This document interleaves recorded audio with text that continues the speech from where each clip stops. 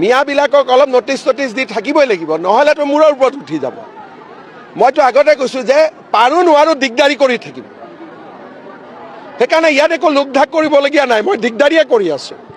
পাৰো নোৱাৰো পিছত হ'ব, কিন্তু দিগদাৰি কৰি থাকিব লাগিব। সেইকাৰণে এছআৰতো 2-4খন নটিচ যাব, এভিকশ্যনত 2-4খন নটিচ যাব, বৰ্ডাৰ পুলিচৰ নটিচ যাব। এইবিলাক আমি উৎপাত কৰি থাকিম। আইনৰ ভিতৰত যিমান ব্যৱস্থা আছে, নটিচ দিয়া আমাৰ অধিকাৰ আছে। যিকোনো বিজেপিয়ে কমপ্লেইন দিব পাৰে, আমি দিম। বৰ্ডাৰ পুলিচক যিকোনোৱে কমপ্লেইন দিব পাৰে, আমি দিম। চৰকাৰী মাটিত বহিলে আমি নটিচ দিব পাৰোঁ, আমি দিম। গতিকে আমি উৎপাত অলপ কৰিয়ে থাকিম।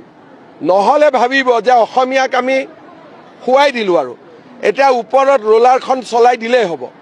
গতিকে এছআৰত যে নটিচ গৈছে, অলপ অফিচত আহিছে, কষ্ট খাইছে, এইবিলাকতো দি থাকিবই লাগিব না।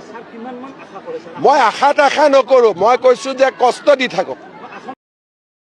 এই হ'ল আমাৰ অসমৰ মুখ্যমন্ত্ৰী। ইয়াৰ মেণ্টেলিটিটো চাওক, কিমান ডেঞ্জাৰ মেণ্টেলিটি। মুখ্যমন্ত্ৰী হৈ এনেকুৱা ধৰণৰ কথা বতৰা কৈ থাকে, ধৰক মানুহজন কিমান মানে এটা লিমিট থাকিব লাগে, ফাল্টামিন এটা লিমিট থাকিব লাগে।